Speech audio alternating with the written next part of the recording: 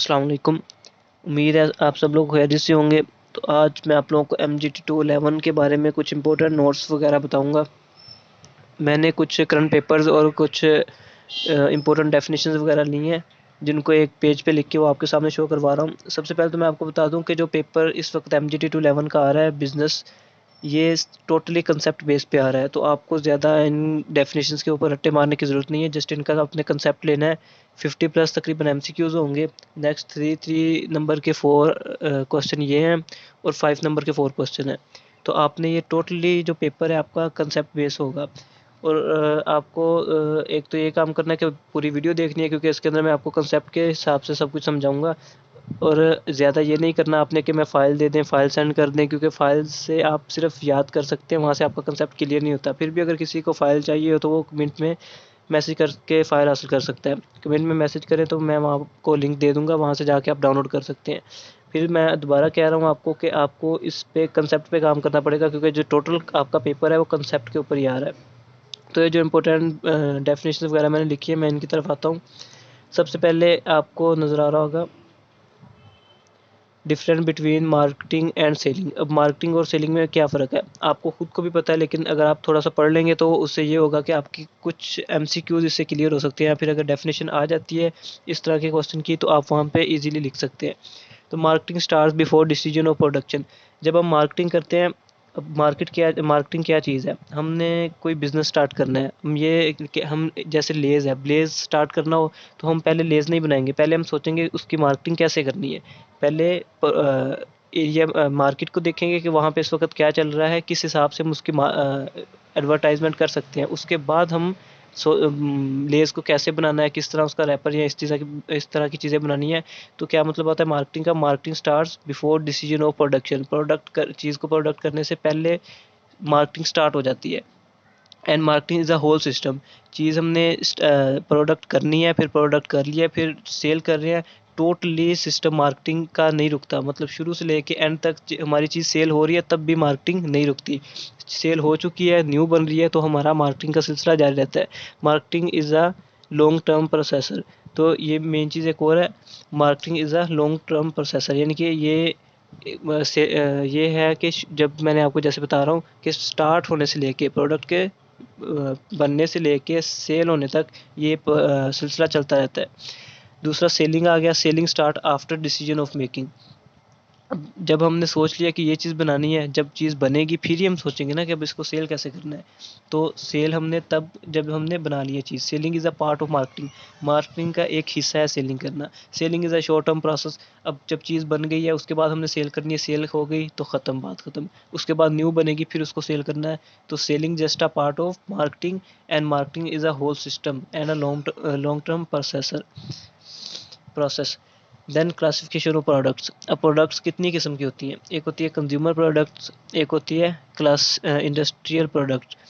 Consumer क्या है, consumer हम जो कंज्यूम करते हैं, रोज़ की हमारी जो चीज़ें होती हैं, जैसे कि हम चाय बनाने के लिए इसका पत्ती का इस्तेमाल करते हैं या फिर कुकिंग ऑयल का इस्तेमाल करते हैं। इस तरह की जो भी चीज़ें हैं उनको हम कंज्यूमर प्रोडक्ट्स कहेंगे। Consumer products are consumed after certain usages. कुछ इस्तेमाल के बाद, या सरफ है वो हम एक दिन नहीं तो 2 दिन के अंदर ख़त्म कर लेते हैं। इजी सोप, टूथपेस्ट, इस तरह की जो भी चीज़ है हम यूज़ करते हैं, कुछ टाइम बाद वो ख़त्म हो जाती है। दूसरी प्रोडक्ट कौन सी है, इंडस्ट्रियल प्रोडक्ट।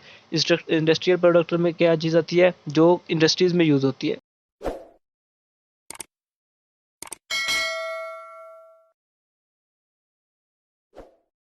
इंडस्ट्री में कौन सी चीज़ यूज़ होती है। अब ज़रूरी नहीं है कि जो चीज़ इंडस्ट्री में यूज़ होती है वही इंडस्ट्रियल प्रोडक्ट्स हो। ऐसा भी होता है इंडस्ट्री में भी कुछ ऐसी चीज़ें यूज़ होती हैं जो उसी वक्त, मतलब कि कुछ यूजेस के बाद वो ख़त्म होती हैं। लेकिन जो चीज़ें होती हैं जैसे कि raw material, machinery, chemicals, computer. अब हम लैपटॉप लेते हैं तो वो एक अरसा मतलब चलता रहता है जब तक उसकी मशीनरी ना ख़राब हो जाए। इसी तरह जो रॉ मटेरियल है या केमिकल्स वगैरह हैं, ऐसी चीज़ें जो काफ़ी अरसा तक चले, इंडस्ट्रीज़ में यूज़ होती हैं, उनको इंडस्ट्रियल प्रोडक्ट्स कहेंगे। Relationship marketing. अब रिलेशनशिप मार्केटिंग में क्या चीज़ है, जब हम कोई भी चीज़ सेल करते हैं, अब लेस की मिसाल अब दोबारा देता हूँ आपको, हमने लेस बेचना स्टार्ट किया है, तो हम जिन कंज्यूमर्स को बेच रहे हैं, जो लोग हमसे खरीद रहे हैं, हमें उनके साथ अपना रिलेशन भी कायम रखना है। जैसे मैंने कहा आपको, मार्केटिंग स्टॉप नहीं होती, वो हमने जारी रखनी होती है ताकि लोगों को हमारे प्रोडक्ट के बारे में पता लगता रहे और वो सेल आउट होती रहे। Developing a long term relationship with the customer, customer के साथ आपने रिलेशनशिप कायम करना है, उसके साथ ज़्यादा देर तक राब्ते में रहना है जब तक आपके प्रोडक्ट्स जारी हैं।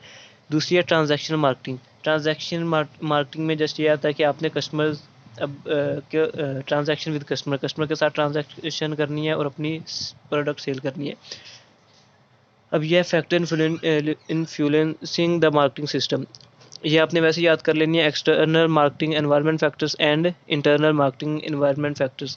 इसके आगे इसकी जो एमसीक्यूज के बारे में आ रहे हैं वो इस तरह आपको कुछ आएंगे। कुछ चीज़ें ऐसी हैं जो एक्सटर्नल मार्केटिंग में यूज़ होती हैं, कुछ हैं जो इंटरनल मार्केटिंग में यूज़ होती हैं। उसकी डेफिनेशन मैंने आगे लिखी हुई है, वो आपको साथ साथ पता लग जाएगी।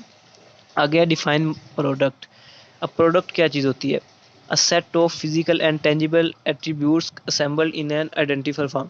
सेट ऑफ फिजिकल, इसका क्या मतलब है? जो जिस चीज़ को हम छू सकते हैं, जिसका एहसास हो सकता हो और उसकी शिनाख्त की भी की जा सकती हो, आइडेंटिफाइबल फॉर्म, तो उसको हम प्रोडक्ट कहते हैं। A set of things an organisation offer for sale, जो ऑर्गेनाइजेशन सेल करने के लिए मुंतखब करती है, तो ऐसी चीज़ को हम प्रोडक्ट कहते हैं। Define marketing research. अब ये जो डेफिनेशन है ये आपको एमसीक्यूज़ में आ सकती हैं। एमसीक्यूज़ में वो इसको प्रोडक्ट को छोड़ के बाकी सारी उसकी डेफिनेशन लिख देगा, तो वहाँ पे आपने प्रोडक्ट चूज़ करना है। मैं आपको एक दफ़ा फिर बता दूँ, ये जो एमजीटी का पेपर आ रहा है इसमें एमसीक्यूज़ बेशक इन डेफिनेशंस में से आ सकते हैं, लेकिन जो बाकी का पेपर है ज़्यादातर पेपर कंसेप्ट के तौर पे आ रहा है, तो आपको कंसेप्ट क्लियर करने हैं।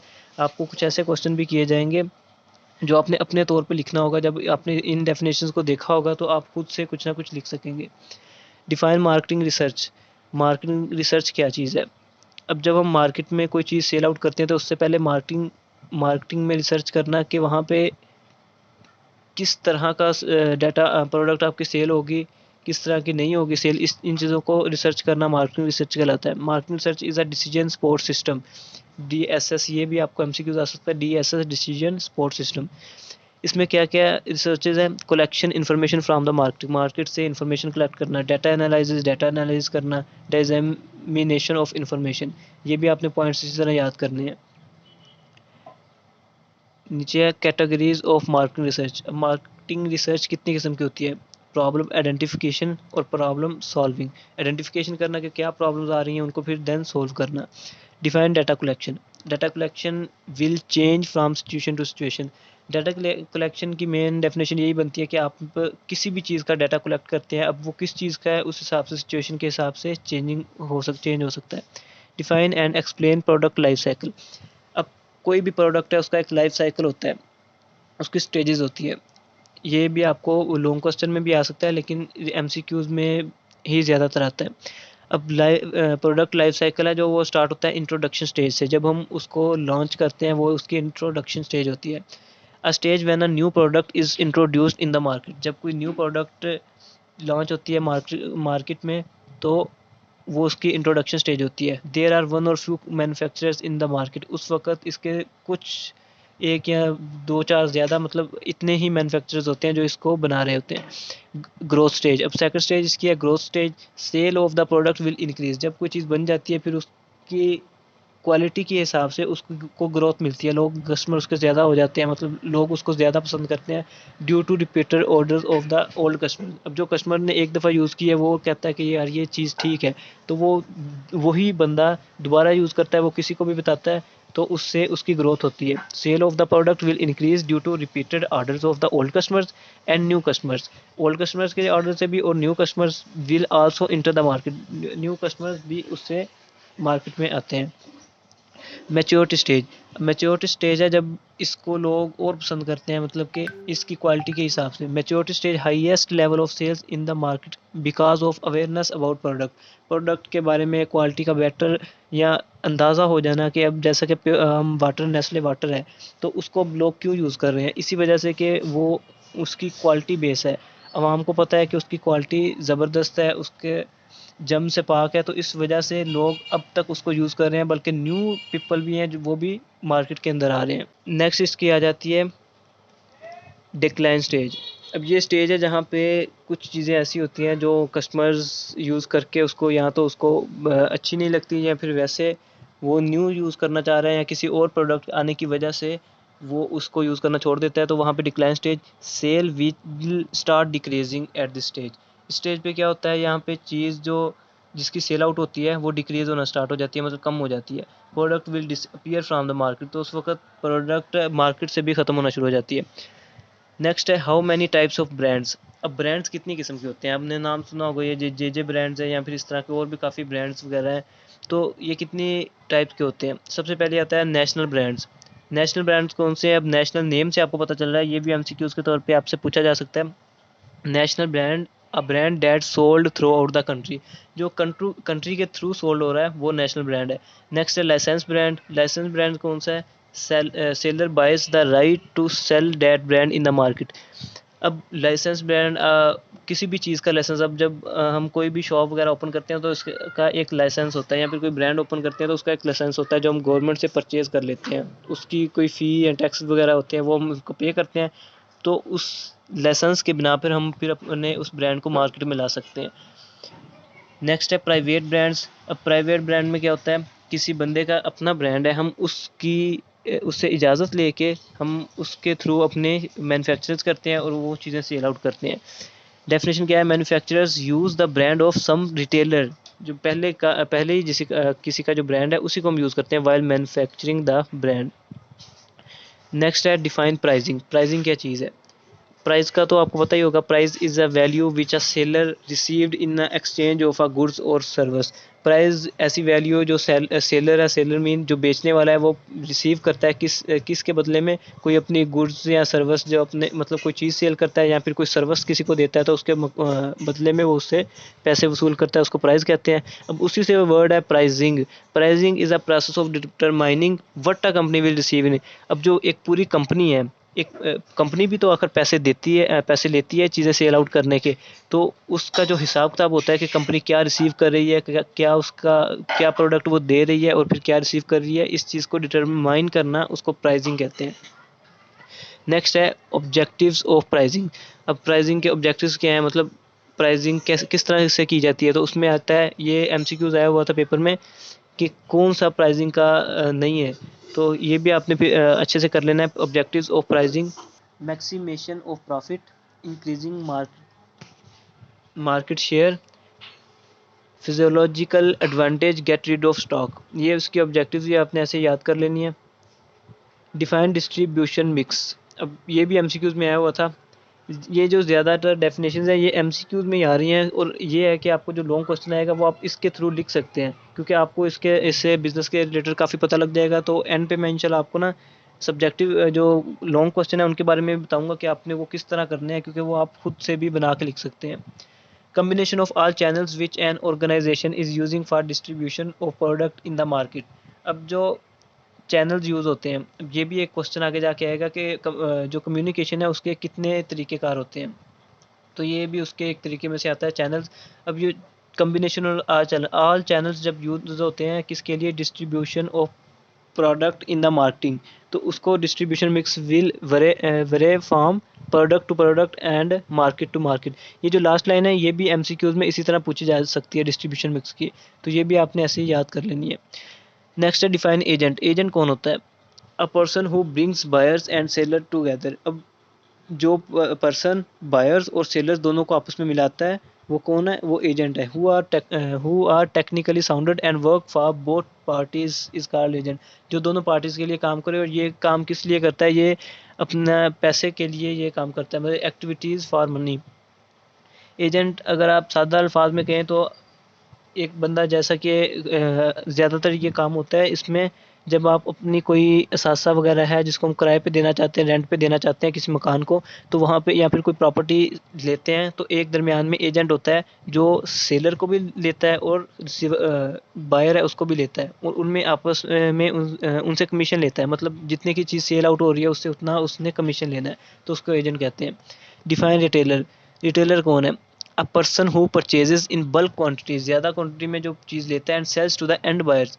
अब जो शॉपकीपर होते हैं वो सामान लेके आते हैं और किसको देते हैं, उन लोगों को देते हैं जो जाके यूज़ करते हैं, जो आगे सेल आउट नहीं करते, जाके उन्होंने यूज़ करना होता है अपने घर के लिए, तो रिटेलर, हम शॉपकीपर को भी रिटेलर कह सकते हैं। नेक्स्ट है how many types of retailers, retailers कितनी टाइप्स के होते हैं? एक bargain retailers, product line retailers, ये आपने ऐसे ही नाम याद कर लेने हैं। नेक्स्ट है distribution channels for industrial product, channels कितने किस्म के होते हैं? Wholesaler and supplier. अब होलसेलर की बात करें, बायर्स फ्रॉम कंपनी, जो चीज़ हम कंपनी से बाय की जाती है, and sells to the industry, industry जो कि मेकिंग वाला वर्क करती है तो उसको सेल कर देनी है, उसको क्या कहते हैं? हम होलसेलर कहते हैं, जो कंपनी से लेते हैं बड़ी मकदार में और आगे भी उसी मकदार में सेल कर देते हैं, ना कि एंड बायर्स को।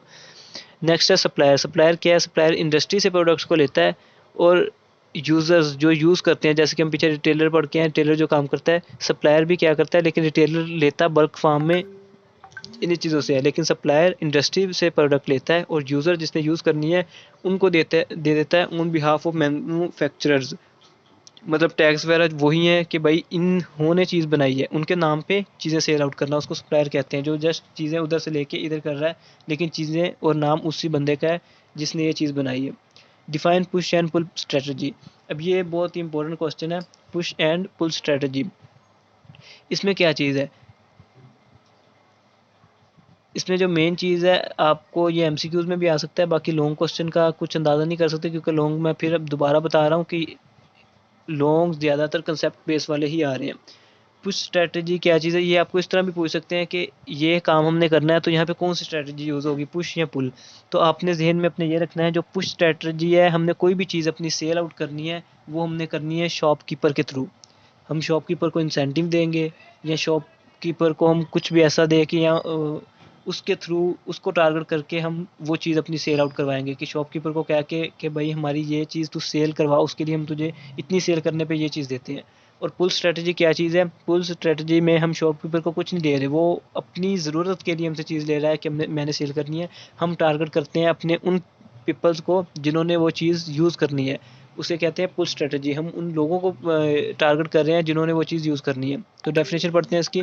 पुल स्ट्रेटजी में क्या है? A strategy in which promotional campaign is targeted on and buyers. And buyers कौन होते हैं? जिन्होंने चीज़ यूज़ करनी होती है, हम उनको टारगेट करते हैं, उसको पुल स्ट्रेटजी कहते हैं। पुश स्ट्रेटजी क्या चीज़ है? A campaign which is targeted on middleman, middleman वही जो रिटेलर हो गया। Incentive is given to the middleman for sale of product, कि हमारी ये चीज़ सेल करो, हम तुझे इतना ये चीज़ देंगे, या इस चीज़ के बदले में कुछ इंसेंटिव रख दिए जाते हैं कि हम आपको ये देंगे।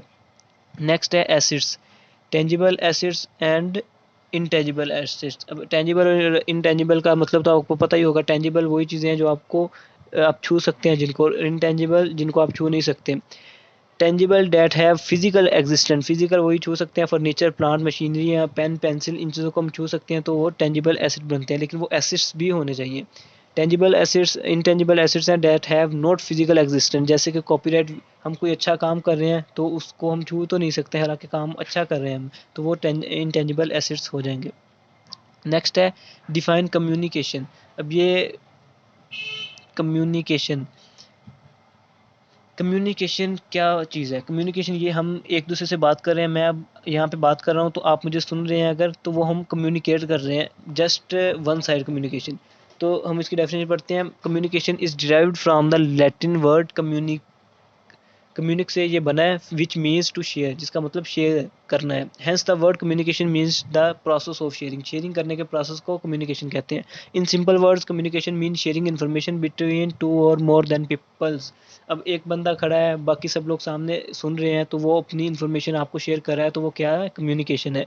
It's not limited to information. अब मैं जैसे आपको कोई इन्फॉर्मेशन दे रहा हूँ, ये इस तक महदूद नहीं है कि इन्फॉर्मेशन शेयर करने को कम्युनिकेशन कहते हैं। इसमें आइडियाज़ शेयर करना, थॉट्स शेयर करना, फैक्ट्स शेयर करना, अपनी फीलिंग्स शेयर करना, उसको भी कम्युनिकेशन में दिया जाता है। नेक्स्ट है trading concern and manufacturing concern. अब trading concern and organisation which buys goods for reselling is called trading concern.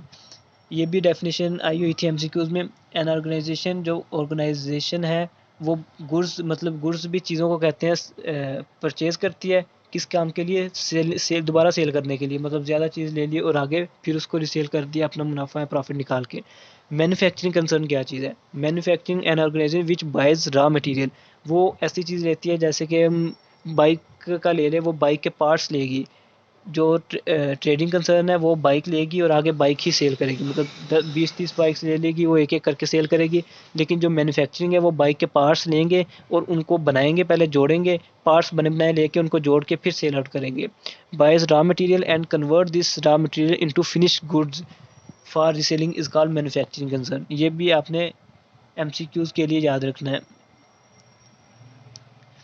Next है टाइप्स ऑफ कम्युनिकेशंस। कम्युनिकेशंस किस तरह की होती हैं? जो मैं आपको पीछे कम्युनिकेशन की डेफिनेशन बता के आ रहा हूँ कि इन्फॉर्मेशन को एक दूसरे के साथ एक्सचेंज करना कम्युनिकेशन कहलाता है। अब एक है डाउनवर्ड, एक है अपवर्ड, एक है हॉरिजॉन्टल।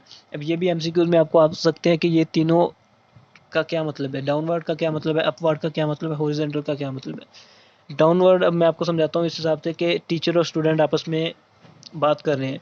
अगर स्टूडेंट टीचर से बात करेगा, बल्कि हम डाउनवर्ड पहले करते हैं। अगर टीचर स्टूडेंट से बात कर रहा है तो ये क्या चीज़ है? एक ऊंचा बंदा नीचे अपने स्टूडेंट से बात कर रहा है तो उसको कहेंगे डाउनवर्ड कम्युनिकेशन। या फिर अगर मैनेजर है, वर्कर है, वो एक मैनेजर है वो अपने वर्कर से बात कर रहा है तो उसको हम क्या कहेंगे? Downward communications. और अगर कोई वर्कर है जो कोई कंप्लेन या कोई चीज़ इस तरह की अपने मैनेजर को देना चाह रहा है तो उसको हम क्या कहेंगे? Upward communication. क्योंकि एक लो लेवल सीट वाला बंदा मैनेजर अपर लेवल से बात कर रहा है तो उसको क्या कहेंगे? Upward communication. नेक्स्ट है हॉरिजॉन्टल। अब दो मैनेजर जब आपस में बैठ के बात करते हैं या फिर दो वर्कर आपस में बैठ के बात करते हैं, दोनों का लेवल सेम है तो उसको हम कहेंगे हॉरिजॉन्टल कम्युनिकेशंस। नेक्स्ट है फिजिकल बैरियर्स। फिजिकल बैरियर्स क्या चीज़ है? These barriers usually relate to the environment factors the affect to the communication. अब जो चीज़ हमें अफेक्ट करती है, हम दो बंदे बात कर रहे हैं आपस में तो आगे से कोई ट्रैफिक का शोर या फिर एरोप्लेन ऊपर से गुजर रहा है उसका शोर, कोई भी चीज़ जिसकी वजह से हमारे ऊपर अफेक्ट हो रहा है तो उसको हम क्या कहेंगे? Physical barriers. इसमें क्या आता है? नॉइस में मेक हेयरिंग डिफिकल्ट। नॉइस शोर है जो वो मुश्किल बना सकता है हम आपस में एक दूसरे को ना सुन सकें।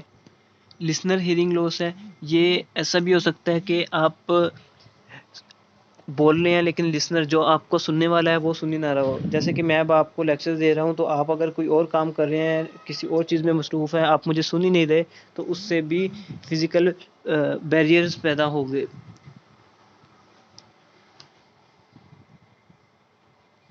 इसके बाद है टेम्परेचर इज़ कोल्ड और हॉट। तो इससे ये भी है कि जैसे गर्मी सर्दी होती है उसका भी इम्प्रेशन पड़ता है कि ज़्यादा ठंड है तो बंदा, उसको ठंड लग रही है तो उसकी वजह से भी, या फिर गर्मी है उसकी गर्मी की वजह से भी वो आपको सही तरह सुन नहीं पाएगा। तो ये भी फिजिकल बैरियर्स के अंदर ही आता है। नेक्स्ट है ये कुछ एब्रीवेशंस है। JIT just in time. And next है LIFO FIFO last in first out, FIFO F first in first out. अब लीफो और फीफो बहुत ज़्यादा एमसीक्यूज़ के अंदर आते हैं। फीफो लीफो का क्या मतलब है? लीफो आप एग्जांपल ले सकते हैं कि लास्ट इन, आपने इसी से अंदाज़ा लगाना है। लास्ट इन यानी कि जो लास्ट पे आता है फर्स्ट आउट, वो सबसे पहले जाता है। अगर हम प्लेटें रख रहे हैं, अब प्लेटें अगर कोई बंदा रखता है तो वो पहली रखी, दूसरी रखी, तीसरी उसके ऊपर, चौथी उसके ऊपर, पांचवी उसके ऊपर। अब जो पांचवी प्लेट है वो सबसे एंड पे आई है ना, हमने एंड पे रखी है, लेकिन जब हम उसको उठाएंगे, उठाते हुए हम सबसे पहले ऊपर से उठाते हैं तो क्या हो रहा है? लास्ट इन, लास्ट सबसे पहले लास्ट पे जो आई है उसको हम सबसे पहले उठा रहे हैं, फर्स्ट आउट हो रही है वो। तो लिफो एग्जाम्पल इसमें आ जाती है। अगर वही हम प्लेट्स पहली रख रहे हैं, दूसरी रख रहे हैं, तीसरी रख रहे हैं और लेकिन नीचे से उठाएं, मतलब नीचे वाली पहले निकालें फिर वो नीचे हो जाएगी, वो वाली उठा निकालें, तो उससे क्या होगा? जो फर्स्ट आ रही है वो फर्स्ट जा रही है, तो वो फीफो की एग्जाम्पल हो जाएगी। नेक्स्ट है एवरेज कॉस्ट का फार्मूला है total cost divide by number of goods, ये भी आपने याद कर लेना है। नेक्स्ट है बैलेंस शीट। अब बैलेंस शीट की को मैं तफसील से तो आपको यहाँ पे नहीं समझाऊंगा, बस इतना देख लें कि बैलेंस शीट के अंदर क्या क्या चीज़ें यूज़ होती हैं। तो वो title, asset side, liabilities and owner security, ये भी आपको बैलेंस शीट के MCQs के तौर पे आ सकता है। नेक्स्ट है अकाउंटिंग इक्वेशन। अब ये आपको एक तो इस तरह भी आ सकती है, assets is equal to ability plus owners equity. आपने सिर्फ ये फार्मूला याद कर लेना है, ये फार्मूला आपने याद करना है। हाँ, आपको इस तरह से आ जा सकता है कि वो आपको लायबिलिटी पूछे। अब लायबिलिटी किसके बराबर होगी? लायबिलिटी अगर इधर है तो ये ओनर्स इक्विटी उधर जाके माइनस हो जाएगी, asset minus owners equity minus owners equity आ जाएगी, तो ये फार्मूला भी आ सकता है। अगर वो पूछे लायबिलिटी किसके बराबर है, तो वहाँ पे अगर एमसीक्यूज हो owners equity asset minus owners equity, तो ये भी इसका जवाब होगा। मतलब आपको पता है अगर ओनर्स इक्विटी का पूछ ले तो लायबिलिटीज उधर जाके माइनस हो जाएंगी, तो ये फार्मूला इस तरह भी बन सकता है। बस आपने ये assets is equal to liabilities plus owners equity ये याद रखना है। नेक्स्ट है यूटिलिटी। यूटिलिटी क्या चीज़ है? Utility is the value to the customer that is added by the marketer. जो हम कस्टमर को देते हैं मार्केटर के थ्रू, वो यूटिलिटी कहलाती है। टाइम, अब ये आपने नीचे ज़रूर याद करनी है, क्योंकि जो ये नीचे लिखी हुई है ये ज़्यादातर आने वाली इंपॉर्टेंट है। Time utility, place utility, ownership utility, form utility. अब ये मैं शायद आगे की हूँ कि नहीं, मैं अभी आपको एक्सप्लेन कर देता हूँ। टाइम यूटिलिटी है जिसमें टाइम की बात की जा रही हो। प्लेस है, अब ये एमसीक्यूज आया हुआ था कि फैंस हैं वो गुजरावाले में बन रहे हैं लेकिन पूरी पाकिस्तान में मतलब सेल आउट हो रहे हैं, वो प्लेस है। मतलब एक जगह बन रहे हैं लेकिन ज़्यादा जगह जा रहे हैं, वो प्लेस यूटिलिटी आ जाता है। ओनरशिप, जहाँ पे एक ओनरशिप के बाद दूसरे के पास जा रही है चीज़, तो वो ओनरशिप आ जाती है। फार्म, अगर कोई चीज़ है किसी बंदे को पसंद नहीं आती, उसकी चेंजिंग में फार्म यूटिलिटी कराती है। ये शायद आगे मैंने एक्सप्लेन की हो, तो वहाँ पे नेक्स्ट हम दोबारा देखेंगे इसको। नेक्स्ट है electronic media.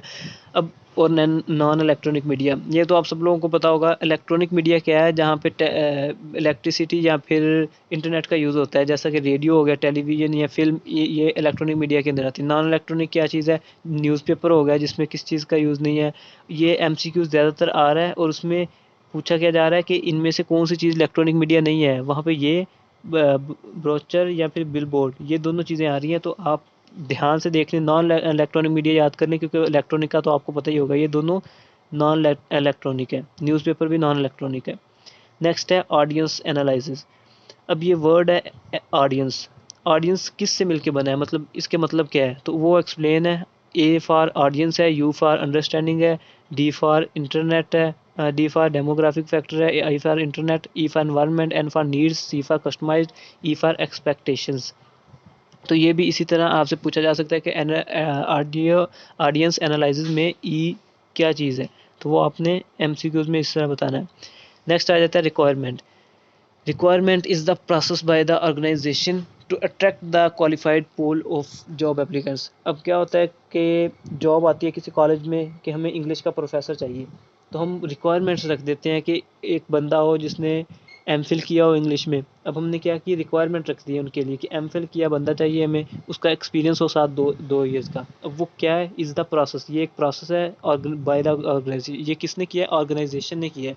To attract the qualified, अब जो क्वालिफाई होगा वही करेगा ना। मतलब अगर हम कहते हैं कि हमें इंग्लिश का प्रोफेसर चाहिए, तो जिसने मैट्रिक की है वो भी उठा के आ जाता कि लो जी मैंने मैट्रिक की हुई है, मुझे प्रोफेसर रखो। लेकिन जब हमने अपनी रिक्वायरमेंट्स दे दी हैं कि हमें ये और ये चीज़ जिसके पास होगी वही है, अब जस्ट वो लोग आएंगे जिन्होंने एमफिल किया हुआ है और उनके पास 2 ईयर्स का एक्सपीरियंस है। वो लोग आएंगे क्वालिफाइड, जो इसके लिए क्वालिफाई होंगे जॉब के लिए। तो इससे हमें आसानी होगी चुनने के लिए, क्योंकि वो कम होंगे। नेक्स्ट है टाइप ऑफ एडवर्टाइजिंग। अब एडवर्टाइजिंग की कितनी इकसाम है? एडवर्टाइजिंग क्या चीज़ है? किसी भी सेल चीज़ को सेल करने के लिए एडवर्टाइजमेंट की जाती है। थ्रू सोशल मीडिया भी होती है, थ्रू वैसे भी होती है, पोस्टर वगैरह के थ्रू भी होती है। तो ये पहली है advertising customer convince to buy the product in comparison with the customers, other customers. अब जो चीज़ ये अदर है, अब जो चीज़ है, एक चीज़ मार्केट में है, जैसे कि हम पेप्सी को ले लेते हैं। पेप्सी मार्केट में थी, अगर कोक वाले अपनी चीज़ ले आते हैं या फिर वो नकारा लगती है उनको, दूसरी कोई चीज़ आती है, तो वहाँ पे प्रोडक्ट कंपैरिजन आ जाएगी कि वो भी अच्छी है ये भी अच्छी है। तो कस्टमर क्या कहेगा, चलो मैं ये ले लेता हूँ। उसको कन्विंस करना कि भाई ये चीज़ अच्छी है तेरे लिए, उस चीज़ की एडवर्टाइजिंग करना, मतलब किसी के मुखालिफ रख के, तो उसको परसुएसिव एडवर्टाइजिंग कहेंगे। नेक्स्ट आ जाता है comparative advertising. In this type of advertising product is compared with competitors. अब यहाँ पे आ जाता है कंपटीटर्स, मतलब कोई पहले ब्रांड मशहूर है तो उसके अगेंस्ट आके, कि जैसा कि आपने देखा होगा सर्फ एक्सल की अक्सर मशहूरी आती है, तो उसमें वो किसी ब्रांड का नाम नहीं ले रहे होते, जस्ट कह रहे होते हैं कि ये सादा सर्फ है और ये सर्फ एक्सल है, तो इस तरह की मशहूरी। लेकिन ये हो जाती है कि आप बोनस के अगेंस्ट जाएँ, तो उससे ये होगा, इसने बताया हुआ है साथ, in some countries this technique is not allowed. अब किसी की किसका कंपैरेटिव करना अलाउ नहीं है, ये भी किसी मतलब लॉ वगैरह है कुछ कंट्रीज़ के अंदर कि आप ऐसा नहीं कर सकते। नेक्स्ट है रिमाइंडर एडवर्टाइजिंग। रिमाइंडर में क्या है कि आप अगले बंदे को याद करवाते रहे कि हमारी ये चीज़ है। जैसा कि हमारी कोई भी प्रोडक्ट अगर सेल आउट होना शुरू भी हो जाती है, फिर भी हम उसकी एडवर्टाइजिंग नहीं छोड़ते। मार्केटिंग, इसको भी मार्केटिंग कहते हैं। Marketing is long term processor, मतलब एडवर्टाइजिंग हम नहीं छोड़ सकते। Customers are reminded about the products, the brand, the features और द मैन्युफैक्चरर्स। अब कोई ब्रांड है तो उसको अपने ब्रांड का नेम हर दफ़ा ऊंचा रखना है, बताते रहना है कि भाई ये मेरा ब्रांड है, तो इस चीज़ को यूज़ करते रहो। तो कस्टमर भी ब्रांड के तौर पर ही आजकल चीज़ें बाय करता है। नेक्स्ट है advertising media. Media is way to communicate with target audience. Advertising क्या चीज़ है? एडवर्टाइजिंग मीडिया, मीडिया के थ्रू हम अपनी टारगेट को ऑडियंस को टारगेट करते हैं। नेक्स्ट आ जाता है डिसएडवांटेज ऑफ टेलीविज़न। अब टेलीविज़न हर, पहली बात तो ये कुछ एरियाज़ ऐसे हैं जहाँ पे इंटरनेट की सहूलत मौजूद नहीं होती, जिसकी वजह से ऑडियंस नहीं देख सकती, या फिर टेलीविज़न उनके लिए एक्सपेंसिव होता है। तो ये कुछ एडवांटेज हैं, डिसएडवांटेज हैं टेलीविज़न के। एक तो उसकी कॉस्ट ज़्यादा होती है, एक इंटरनेट की वजह से भी, और कुछ टाइम नहीं होता कुछ लोगों के पास टेलीविज़न देखने के लिए। तो ये टेलीविज़न के डिसएडवांटेज आ जाते हैं। How to design advertising campaign. अब कोई भी एडवर्टाइजिंग कैंपेन है उसको कैसे डिज़ाइन किया जाता है? Selection of those media which are powerful. वो मीडिया प्लेटफॉर्म अब व्हाट्सएप भी है, फेसबुक भी है, इंस्टाग्राम भी है, यूट्यूब भी है। आपने कौन सा लेना है जो powerful and effective to achieve organised objectives. ये चीज़ें जिनके अंदर ज़्यादा हो, हमने वो चीज़ें उठा के वो मीडिया लेके ये चीज़ें देखनी है। क्या देखना है हमने? Identification of target market. अब जिस ऑडियंस को, मार्केट को हमने टारगेट करना है, उसको पहले तो शनाख्त करना है किन चीज़ों के थ्रू। उसकी एजुकेशन देखनी है, किस तरह की एजुकेशन है, वो पढ़े लिखे हैं या अर्बन है, एज उनकी क्या है। आपको पता है जब हम कोई भी ऐड या इस तरह की चीज़ कैंपेन चलाते हैं तो उनके अंदर ये सारी चीज़ें हमें पूछी जाती है कि हम यूट्यूब पे किन लोगों को टारगेट करें, जिनकी एज 19 से 20 है या 60 तक है या कितनी है, या फिर उनकी सोशल क्लास क्या है, वो पढ़े लिखे हैं या ना पढ़े लिखे हैं। ये सर हर चीज़ ना हमारी गूगल या गूगल कह रहा हूँ, फेसबुक या यूट्यूब या इंस्टाग्राम पे हम खुद लिखते हैं। तो जब हमारे सामने ऐड आते हैं तो वो इसी तरीके से आते हैं, हमारे सामने सिर्फ वो ऐड आते हैं जो हमारी एज के मुताबिक होते हैं। अगर आप अपनी एज कुछ और लिखते हैं तो आपके सामने उसी तरह के एड्स आएंगे, क्योंकि जिसने ऐड देने होते हैं उसने उसके पे करना होता है। तो वो सिर्फ उन लोगों के पास लेके जाता है जिनको उस ऐड की ज़रूरत होती है, जिससे फ़ायदा भी होना हो उसको।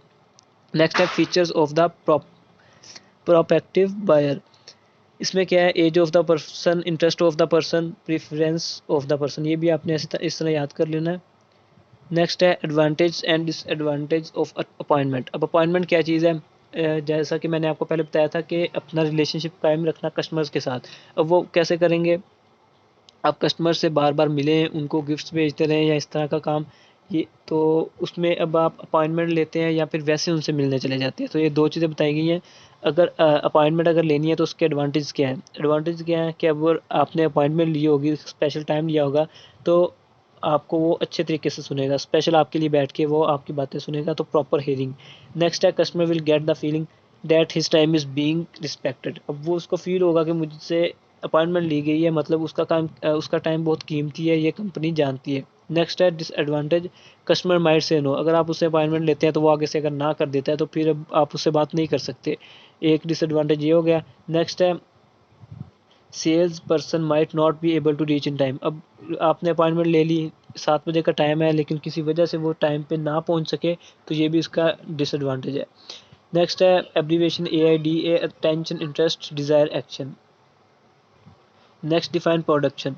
प्रोडक्शन क्या चीज़ है? Conversion of raw material. Production, product आपको लफ्ज़ से पता चल रहा है कि किसी रॉ मटेरियल को, जैसे मैंने पहले आपको बताया था बाइक्स के पार्ट लेके उसको बाइक बना देना, तो यहाँ पे भी यही चीज़ है, conversion of raw material into finished goods, adding value to raw material, processing it a new useful product. तो प्रोडक्शन की डेफिनेशन है ये भी आपको MCQs के तौर पे आ सकती है। आगे PERT स्टैंड्स फॉर, PERT, ये बड़ा मेन MCQs है, या फिर इसको लॉन्ग क्वेश्चन भी आ सकता है। प्रोग्राम वैल्यूएशन रिव्यू टेक्निक, ये कहाँ पे यूज़ होती है? All activities in an organisation are down in a single chart and in the same sequence in which these activities are performed. अब इसमें क्या होता है, इसको समझने की कोशिश कीजिएगा। All activities is an organisation, जो भी एक्टिविटीज़ एक ऑर्गेनाइजेशन में, एक कंपनी में हो रही होती हैं, आर ड्रॉन, वो ड्रा की जाती है इन अ सिंगल चार्ट। ये चार्ट आपने कहीं देखे होंगे। इस चार्ट के ऊपर किस तरह होती है चार्ट, ये ऐसे जा रहा है, फिर नीचे आ रहा है, फिर ऊपर जा रही है, ये नीचे आ रही है, ऊपर जा रही है। अब इसका मतलब हम तो कहते हैं ये सिर्फ चार्ट है, लेकिन उसमें क्या है, अगर कंपनी को फ़ायदा हो रहा है तो कंपनी, ये चार्ट यहाँ पे इसके आने का मतलब है कि कंपनी को इस दिन यहाँ पे फ़ायदा हुआ है, फिर ऐसा ऐसा ऐसा कंपनी लॉस में गई है, फिर कंपनी को फ़ायदा हुआ है, यहाँ तक फ़ायदे में पहुँची, फिर इतना लॉस में गई है।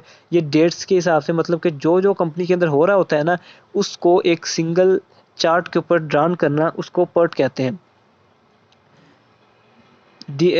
Drawn in a single chart and in the same sequence, उसी सीक्वेंस में, in which these activities are performed, जो परफॉर्म हो रही है, जिस तरह से प्रॉफिट हो रहा है या नुकसान हो रहा है, वही चीज़ अपने चार्ट के ऊपर परफॉर्म करना, इसको पर्ट कहते हैं। नेक्स्ट आ गया type of costs. External failure cost, internal failure, apparent prevention, ये भी आपने इस तरह याद कर लेनी है। डिफाइन जीरो डिफेक्ट लेवल, अब ये भी एक एमसीक्यूज था।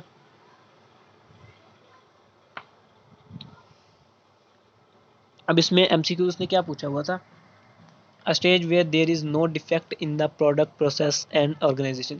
एमसीक्यूज था कि ज़ीरो डिफेक्ट कहाँ पे होता है, जहाँ पे प्रोडक्ट में कोई डिफेक्ट ना हो, प्रोसेस में कोई डिफेक्ट ना हो, या ऑर्गेनाइजेशन में डिफेक्ट ना हो। उसने ऊपर खुद बताया कि ज़ीरो डिफेक्ट लेवल है, और नो डिफेक्ट है in product, in process, in organisation. अब वहाँ पे आपने अगर इसको सही तरह याद नहीं किया होगा तो आप वहाँ पे कंफ्यूज होंगे कि शायद प्रोडक्ट पड़ा था या प्रोसेस पड़ा था, लेकिन नीचे ऑल का ऑप्शन भी है, तो वहाँ पे ऑल पे आपने क्लिक करना है। वो स्टेज जहाँ पे ना प्रोडक्ट में डिफेक्ट हो, ना प्रोसेस में डिफेक्ट हो, और ना ही ऑर्गेनाइजेशन में डिफेक्ट हो, तो उसे क्या कहते हैं, ज़ीरो डिफेक्ट लेवल। नेक्स्ट है different between encoding and decoding. अब एनकोडिंग क्या है, conversion of message into understandable form, जो हम समझ सकें, उसको एनकोडिंग कहते हैं। सेंडर, अगर कोई बंदा कम्युनिकेशन के दौरान सेंडर है, मतलब चीज़ आगे पहुंचा रहा है, तो वो एनकोडर है। नेक्स्ट है डिकोडिंग, जो मैसेज उसके पास आया है उसको मीनिंग देना, टू द मैसेज, उस मैसेज को मीनिंग दे देना, मतलब बना देना उसका, उसको डिकोडिंग कहते हैं। रिसीवर डिकोडर होता है। नेक्स्ट है वर्बल कम्युनिकेशन और नॉन वर्बल, ये इंग्लिश वाले बच्चों ने पहले भी पढ़ा होगा। वर्बल कम्युनिकेशन रिटन और ओरल फॉर्म में जो कम्युनिकेशन होती है वो वर्बल कहलाती है। Non verbal source for non verbal communication वो है साउंड्स, हम साउंड्स के ज़रिए भी कम्युनिकेशन कर सकते हैं, स्मेल के ज़रिए भी, टच करने के ज़रिए भी, अपीयरेंस के ज़रिए भी, बॉडी लैंग्वेज भी होती है, तो ये सारे भी कम्युनिकेशन का ज़रिया है। ये कौन सी है, नॉन वर्बल है ये। नेक्स्ट है डिफाइन नॉइस। अब नॉइस क्या चीज़ है, all those factors which affect the communication process. पीछे हम फिजिकल बैरियर्स भी पढ़ के हैं, यही चीज़ नॉइस में आ जाती है कि जो चीज़ हमें अफेक्ट करती है कम्युनिकेशन में, कोई भी चीज़ हमें अफेक्ट कर रही है, वो नॉइस कहलाएगी। Letter is written for communication outside the organisation. अच्छा, लेटर और मेमोरेंडम में क्या फ़र्क है।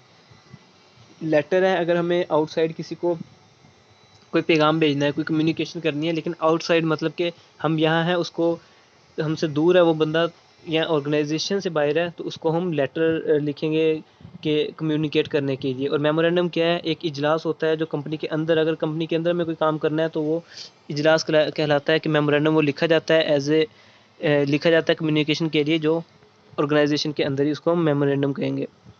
नेक्स्ट है duties of information manager.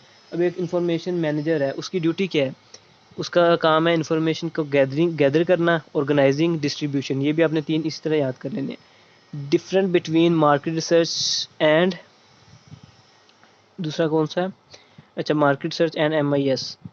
Market research क्या चीज़ है, provides information regarding a particular problem. Market research क्या करती है, जो मेन पार्टिकुलर जो चीज़ें होती हैं उसके बारे में इंफॉर्मेशन उसने इकट्ठी करनी है प्रॉब्लम के बारे में।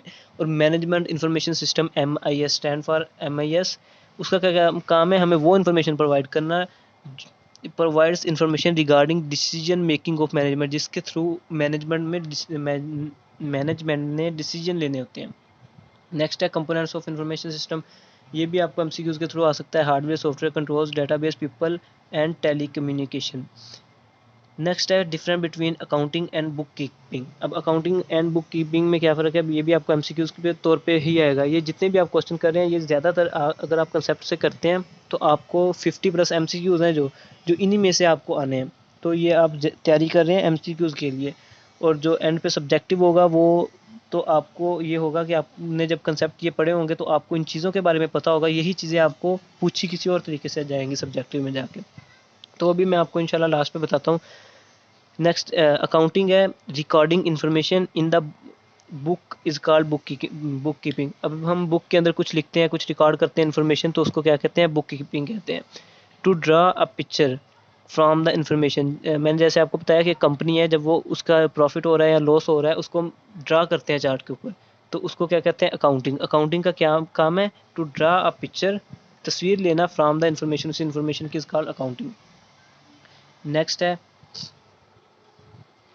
Financial accounting. अच्छा ये देखिए मैंने आपको बताया था एक्सटर्नल और इंटरनल के बारे में पूछा जाएगा। तो ये जो फाइनेंशियल अकाउंटिंग है ये यूज होती है बाय एक्सटर्नल यूज़र, और मैनेजमेंट अकाउंटिंग किसकी होती है, इज बाय इंटरनल यूज़र। ये आपने ऐसे ही याद करना है।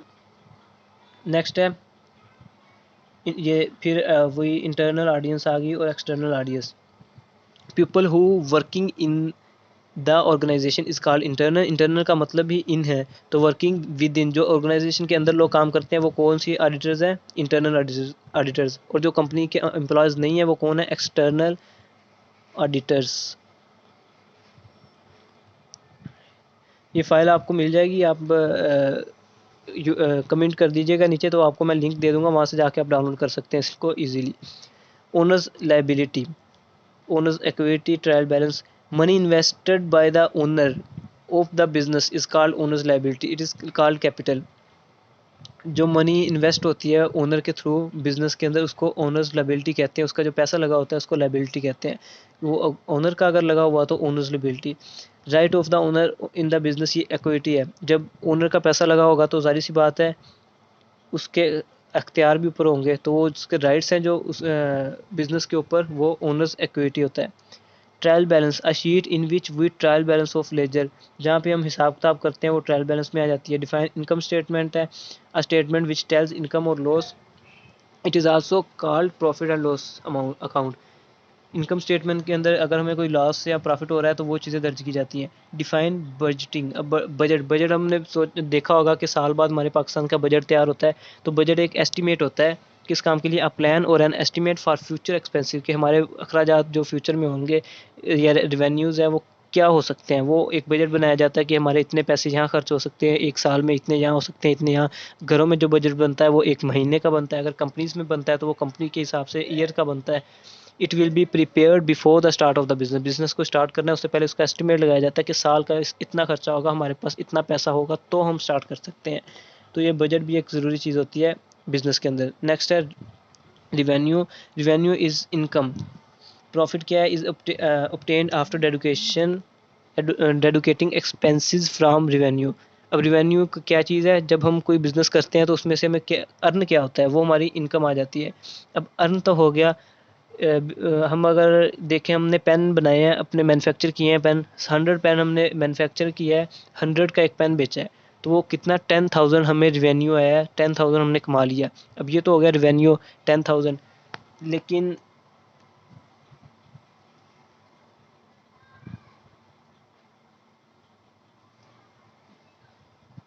10,000 हो गया, लेकिन प्रॉफिट हमारा क्या है। अब डेडुकेट करेंगे हम एक्सपेंसिव, हमारा एक पेन बना कितने में था, अगर वो 50 में बनता है तो वो 5,000 हो गया, तो माइनस जब 5,000 इसमें से करेंगे हम तो हमारी प्रॉफिट क्या होगा, पीछे 5 बच जाएगा, तो हमारा डेडुकेट करने के बाद 5,000 प्रॉफिट आ जाएगा। तो नेक्स्ट हम बात करते हैं, फाइल हमारी मुकम्मल हो चुकी है, ये आपने अच्छे तरीके से कंसेप्ट के साथ कर लेनी है ताकि आप लोगों को एमसीक्यूज करने में कोई परेशानी ना हो। और इसका फ़ायदा मैं आपको बार बार कह रहा हूँ, आपको सब्जेक्टिव में इसका फ़ायदा ये होगा, सब्जेक्टिव में टोटल जो क्वेश्चंस आने हैं वो आपसे पूछे जाएंगे कंसेप्ट बेस पे, जैसा कि आपको मार्केटिंग ऑफिसर के तहत आपसे पूछा जा सकता है कि आप मार्केटिंग करना चाहते हैं इस कंपनी की, तो आप किस तरह करेंगे। अब अगर तो आपने ये वीडियो देखी है या फिर ये फाइल आपने अच्छे तरीके से कंसेप्ट से क्लियर किया है, तो तब भी आपको पता होगा कि मार्केटिंग के अंदर क्या चीज़ें हैं, जो आप पीछे पढ़ के आ रहे हैं, काफ़ी चीज़ें आपने इसके बारे में पढ़ी हैं, उसके कुछ ऑब्जेक्टिव्स जैसे कि आपने पढ़े हैं, तो वो चीज़ें आप वहाँ पे लिख सकते हैं। या आपको क्वेश्चन आ सकता है कि आप कंपनी के एचआर मैनेजर हैं, तो आप उसके लिए कंपनी के लिए क्या कर सकते हैं। तो आपसे जो भी सब्जेक्टिव में टाइप में क्वेश्चंस आएंगे, वो इसी तरह के आएंगे कि आपको किसी ओहदे पे या कोई इस तरह की पोस्ट देकर आपसे वो वर्क लिया जाएगा कि आप इसके लिए क्या कर सकते हैं, आप इस काम आपको ये काम करना है, उसके लिए आप किस तरह के इकदाम लेंगे या क्या करेंगे। तो वो आपको यही कंसेप्ट बेस है। और कुछ अगर आपको ना भी आता हो, तो आप अपने खुद ज़हन से सोच सकते हैं भी, अगर आपने आप शॉपकीपर हैं, तो आपने ये चीज़ सेल करनी है, तो आप किस तरह करेंगे। अपना माइंड भी बंदा वहाँ पे यूज़ कर लेता है। तो बाकी आपने अगर कोई डेफिनेशन या इसमें से कोई चीज़ आ जाती है, तो जैसे कि ऑब्जेक्टिव्स आपको पता है, वही चीज़ें आपने लिख देनी है। दूसरा ये कि कुछ चीज़ें आपको एमसीक्यूज़ के अंदर से भी मिल जाती हैं। आप पीछे एमसीक्यूज़ जब देख के आएंगे, तो एमसीक्यूज़ के अंदर कुछ ऐसी चीज़ें लिखी होती हैं जो आपकी मेन, आपको जब क्वेश्चन आपको समझ नहीं आ रहा मैं इसमें क्या लिखूं, लेकिन एमसीक्यूज़ आपको बता देते हैं कि इस बारे में पूछा गया है, आप उसमें अगेन थोड़ी सी एक्सप्लेनेशन कर सकते हैं। तो उम्मीद है कि आप लोगों को इस वीडियो का इंशाल्लाह बहुत फ़ायदा होगा। बाकी अगर किसी चीज़ की समझ ना आए, और दूसरा अगर फ़ाइल की ज़रूरत हो, तो आप कमेंट में मैसेज कर दीजिएगा, मैं वैसे भी लिंक आपको इंशाल्लाह कमेंट में दे दूँगा। बाकी अपना ख्याल रखिएगा। अल्लाह सबके पेपर अच्छे अच्छे करे और अच्छे नंबरों से पास करे। आमीन। अस्सलाम वालेकुम।